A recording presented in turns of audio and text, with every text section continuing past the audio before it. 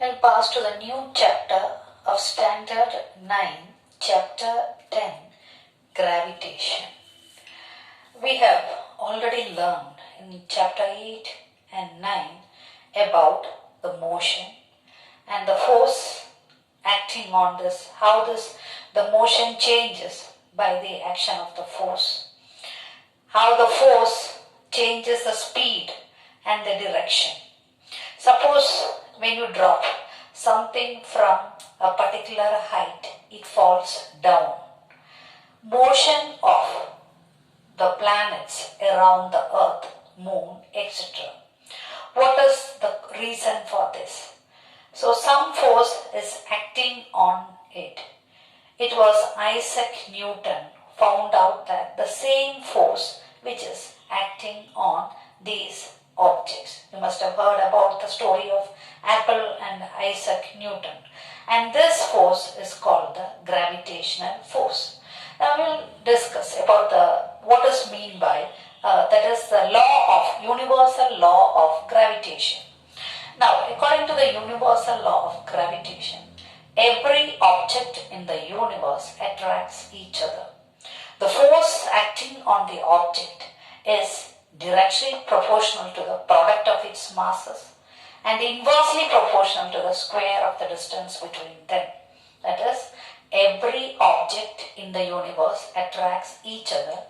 The force acting on this object is directly proportional to the product of its masses and inversely proportional to the square of the distance between them. Now we will derive one equation. The universal law of gravitation. The two objects A and B. The object A is having mass m, that is capital M, and object B is having a mass that is small m. And its distance between from the center of this object is taken as d. Now according to universal law of gravitation, that is, force is directly proportional to the product of their masses. That is, F is proportional to m into m. It's equation 1.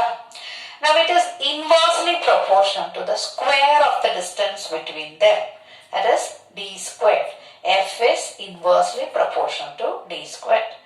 That's equation 2. If you compare this equation 1 and 2, we get F is proportional to m into m upon d squared.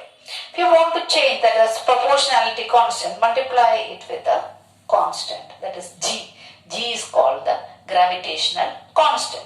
So F equals g m into m d squared.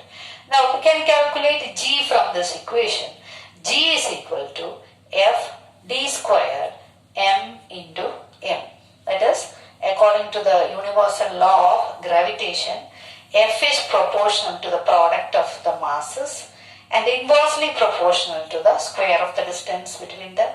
When you compare these two equations, you will get F is proportional to m into m upon d squared, or F equals g into m into d squared, or g is equal to f d squared upon m into m. Now the value of g is 6.67 into 10 raised to minus 11.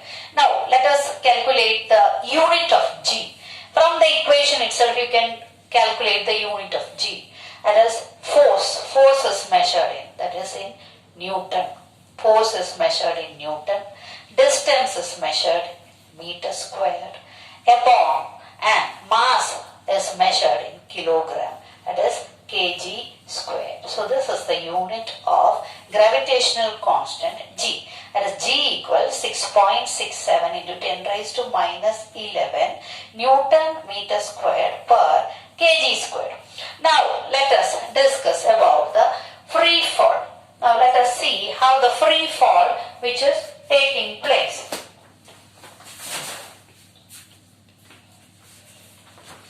Now free fall. Suppose when you drop something from a height, it falls down. Now here, that is, acceleration is acting on it. Acceleration is acting on it, and The force which is that is acceleration which is acting on it is due to the gravitational force which is called acceleration due to gravity. Now according to the Newton's second law, F is equal to mg. That is, g is the acceleration due to gravity when it comes down. And according to universal law of gravitation, F equals g m into m d squared. Now compare these two equations, you will get mg is equal to g m upon r squared. Now why we use r here? Here the thing which is falling down is attracted towards the center of the earth. So r stands for the radius of the earth. So instead of d you can write it as r because it is attracting towards the center of the earth and r is the radius of the earth.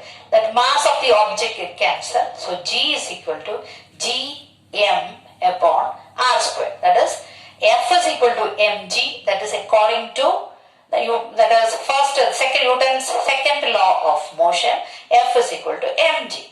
And according to the universal law of gravitation, F is equal to g m into m upon d squared. This is applicable from whenever an object is dropped from a height, freely falling down.